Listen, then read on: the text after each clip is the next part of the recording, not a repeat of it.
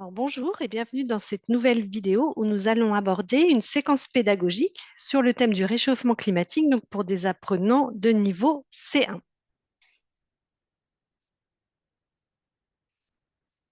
Alors, cette séquence est destinée donc à un public d'adolescents, de jeunes adultes et d'adultes. Les objectifs communicatifs sont de comprendre les causes du réchauffement climatique et de parler du réchauffement climatique. Les objectifs lexicaux, donc c'est l'apprentissage du lexique lié à l'environnement et de quelques expressions idiomatiques. L'objectif grammatical, c'est le subjonctif présent. L'objectif socioculturel, c'est de prendre conscience de l'impact de ses choix sur l'environnement. Le nombre de séances, donc environ 5 séances. Les compétences travaillées, la compréhension écrite, la production orale et l'interaction orale. La tâche finale, donc c'est une production écrite sur les effets du réchauffement climatique. Donc, on commence par la mise en route. Donc là, vous pouvez présenter le diaporama de 10 photos aux apprenants, puis leur demander de légender chaque image et de proposer un titre pour l'ensemble. Donc voilà, donc ici on a 10 photos. Vous pouvez demander à vos apprenants donc, de se mettre en binôme, d'essayer de trouver donc, une légende pour chacune de ces photos. Une fois que c'est fait, les apprenants peuvent vous proposer donc, les légendes qu'ils ont trouvées, ainsi que le titre du diaporama qu'ils ont trouvé et vous pouvez comparer avec les légendes qui étaient vraiment proposées dans le magazine. Alors, on commence avec la photo avec l'ours. Donc, fonte de la banquise, la vie de l'ours polaire tient à une fine couche de glace. Forêts et cultures menacées par de nouvelles maladies. Hausse de la température des océans, ça chauffe pour le corail. Montée des eaux, des États entiers boivent la tasse. Vague de froid, l'effet qui se coule du réchauffement de la planète. Fonte des glaciers, les réserves d'eau potable s'évaporent. Réchauffement global des cyclones plus intenses à l'horizon, pluie diluvienne quand le ciel s'abat sur la Terre, sécheresse et incendie des régions s'embrasent, et enfin, désertification, la poussière gagne du terrain. Et donc, le véritable titre du diaporama, c'est 10 photos révélatrices du changement climatique. Donc, vous voyez qu'à travers ces 10 légendes, il y a vraiment un travail à faire sur les expressions françaises. On va voir ça ensemble. Donc là, vous avez demandé à vos apprenants d'identifier donc dans chaque légende les expressions françaises et les jeux de mots utilisés. Alors, on commence par la légende 1, fonte de la banquise, la survie de l'ours polaire tient à une fine couche de glace. Donc, est-ce qu'il retrouve l'expression et qu'est-ce que signifie cette expression? Donc là, on a un jeu sur l'expression tenir un fil, ne tenir qu'un fil. Donc ici, la survie de l'ours, en fait, ne tient qu'à une fine couche de glace. Légende 2, hausse de la température des océans, ça chauffe pour le corail. Donc là, ça vient de l'expression ça chauffe pour, donc qui signifie la situation devient dangereuse, critique. Légende 3, montée des eaux, des États entiers boivent la tasse. Donc ça vient de l'expression boire la tasse. Donc au sens littéral, avaler de l'eau en nageant, au sens figuré, être en difficulté, couler. Légende 4, vague de froid, l'effet qui se coule du réchauffement de la planète. Donc là, on n'a pas vraiment d'expression française, mais on a plutôt une référence publicitaire, donc l'effet qui se coule, donc qui signifie un double effet, souvent inattendu. Ici, il y a un paradoxe avec le réchauffement de la planète, donc qui provoque des vagues de froid. Légende 5, fonte des glaciers, les réserves d'eau potable s'évaporent. Donc là, ça vient de l'expression s'évaporer. Donc au sens figuré, ça signifie disparaître progressivement. Légende 6, réchauffement global des cyclones plus intenses à l'horizon. Donc là, ça vient de l'expression à l'horizon, donc ça signifie à venir, se profiler, qui se profile. Légende 7, pluie diluvienne quand le ciel s'abat sur la terre. Donc là, ça vient de l'expression le ciel lui tombe sur la tête. Donc ici, l'expression, elle est détournée en version littérale et dramatique. Légende 8, sécheresse et incendie des régions s'embrasent. Donc là, ça vient de l'expression s'embraser, donc au sens littéral prendre feu, et au sens figuré, donc s'enflammer, qui s'aggrave très vite.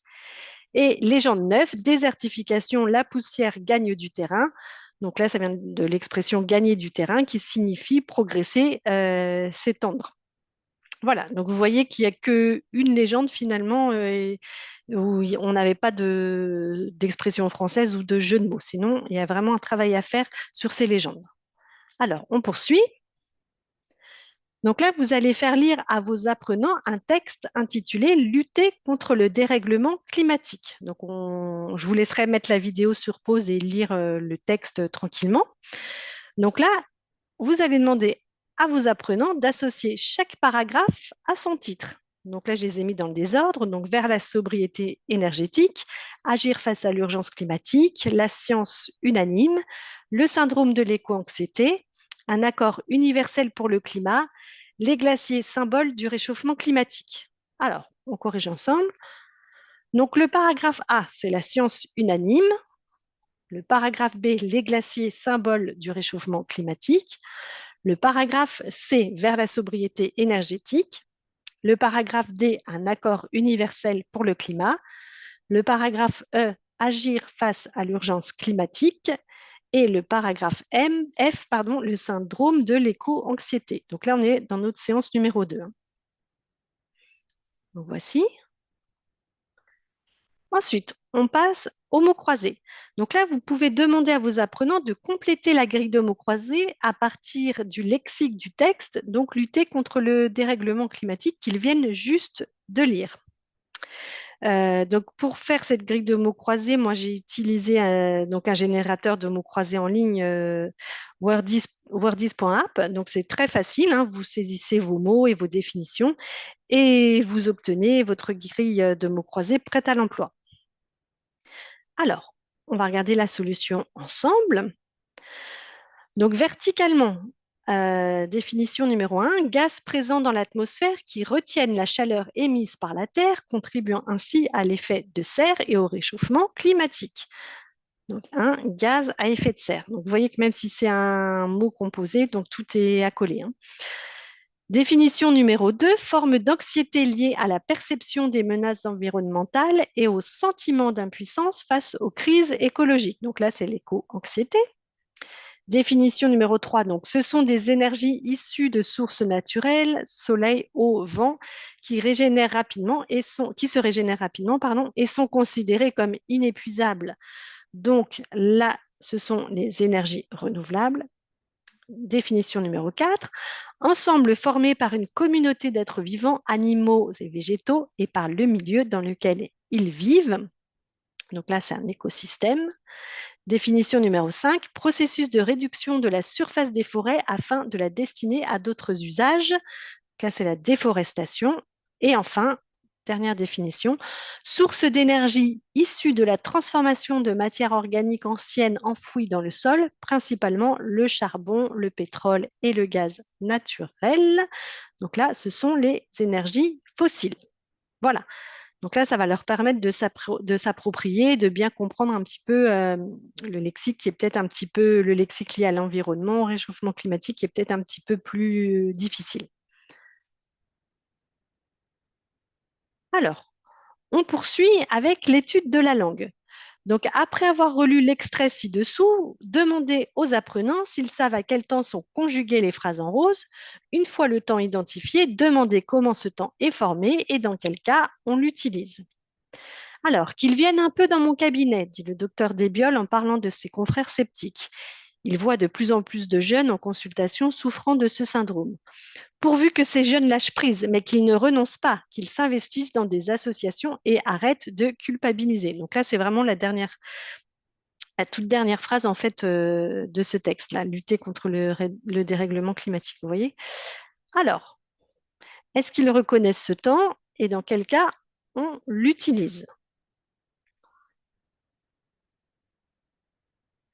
Voilà, donc là, une fois que vos apprenants ont réussi à déduire de quelle façon on forme le subjonctif présent et les emplois du subjonctif présent, vous pouvez leur faire prendre la trace écrite suivante. Donc, formation du subjonctif présent. Les terminaisons du subjonctif sont e, es, ion, enfin ions, iez, ent. Les premières et deuxièmes personnes du pluriel du subjonctif présent sont identiques à celles de l'imparfait de l'indicatif. Nous venions, vous veniez, et à la troisième personne du pluriel du subjonctif, Et la troisième personne du pluriel du subjonctif est identique à celle de la troisième du pluriel de l'indicatif. Ils viennent. Pour former le singulier du subjonctif, il faut prendre le radical de la troisième personne du pluriel et ajouter les terminaisons e, es, e. Donc là, je vous ai mis l'exemple du verbe venir. Donc vous pouvez préciser qu'il existe des verbes irréguliers, être, avoir, aller, faire, pouvoir, savoir et valoir. Et ensuite, vous pouvez leur faire prendre en trace écrite des emplois du subjonctif présent. Donc le subjonctif présent se trouve dans des propositions subordonnées introduites par que, après des verbes de volonté, ordre, obligation, de souhait, de sentiment, donc la joie, l'étonnement, la crainte, le regret, etc. Les verbes d'opinion, de jugement moral et de doute. Donc il y a d'autres emplois du subjonctif présent, mais là j'ai vraiment énuméré les emplois principaux.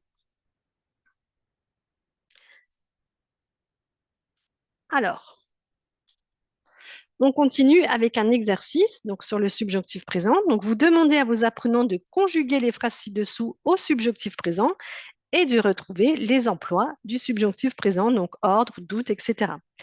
Donc, j'aimerais que tu venir au cinéma avec moi demain. Je regrette que les vacances aient déjà terminées. Il est possible qu'il réussisse son concours. Je suis surprise qu'elle vouloir se marier. J'ai peur qu'il prendre la mauvaise décision. Je doute que tu pouvoir réparer ta voiture. Il faut que vous améliorez vos résultats. Et voici la solution. Donc, j'aimerais que tu viennes au cinéma avec moi demain. Donc, ça exprime le souhait. Je regrette que les vacances soient déjà terminées. Donc, le regret. Il est possible qu'il réussisse son concours. Donc, l'opinion. Je suis surprise qu'elle veuille se marier. Donc, l'étonnement. J'ai peur qu'il prenne la mauvaise décision. Donc, là, ça exprime la crainte. Je doute que tu puisses réparer ta voiture. Donc là, on a l'expression du doute. Et il faut, et pas il fait, pardon, il faut que vous amélioriez vos résultats. Donc là, on a l'expression de l'obligation. Voilà, une fois l'exercice terminé, on en a fini avec la séance numéro 3 et on passe maintenant à la séance numéro 4. Donc là, vous invitez les apprenants à répondre au sondage WooClap sur l'éco-anxiété, puis vous lancez une discussion collective en classe. Alors, WooClap, donc ça va vous permettre de créer des sondages en direct et vos apprenants répondent depuis leur smartphone ou leur ordi. Donc vous allez pouvoir collecter en plus les réponses en temps réel, pardon. Vous avez aussi la possibilité d'activer des fonctionnalités comme la participation synchrone, donc là comme c'est le cas, ou asynchrone. Et vous pouvez aussi activer la fonctionnalité participation anonyme. Donc, comme ça peut encourager vos apprenants les plus réservés à répondre sans se soucier qu'on reconnaisse qu'ils ont répondu telle ou telle chose.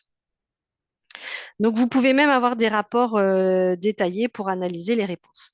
Alors, voici la question qu'on leur pose. Donc, quel est votre niveau d'éco-anxiété? Donc, 1, vous ne vous sentez pas éco-anxieux. 2, vous vous sentez peu éco-anxieux. 3, vous vous sentez moyennement éco-anxieux. 4, vous vous sentez assez éco-anxieux. Et 5, vous vous sentez très éco-anxieux.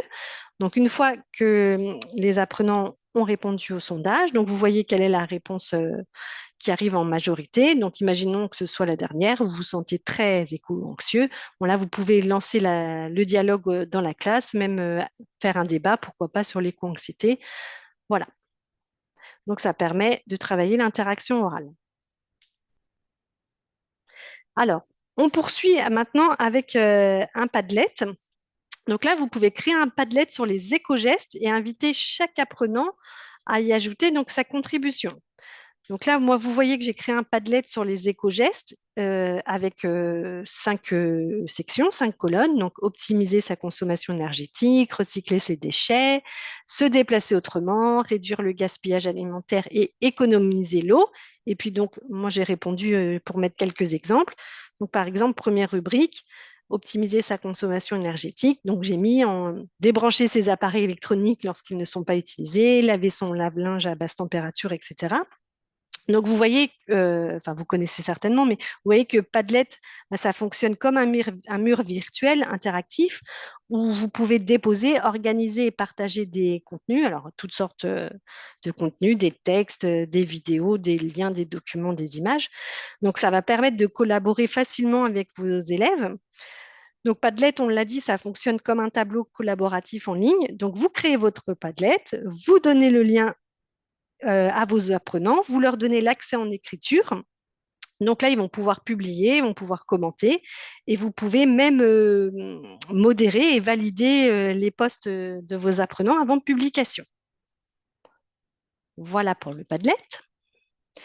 Et enfin, on passe à la dernière séance, la séance numéro 5, donc production écrite. Donc voici le sujet. Donc des phénomènes d'érosion sur les côtes françaises, des vagues de chaleur qui s'intensifient, des arbres qui fleurissent de plus en plus tôt chaque année. Et chez vous, comment se manifestent les effets du changement climatique? Donc vous répondrez à cette question dans une production d'environ 250 mots, plus ou moins 10%. Voilà, donc on en a terminé avec cette séquence sur le réchauffement climatique. J'espère que ça vous aura plu. Donc je vous remercie de votre attention et je vous dis à bientôt.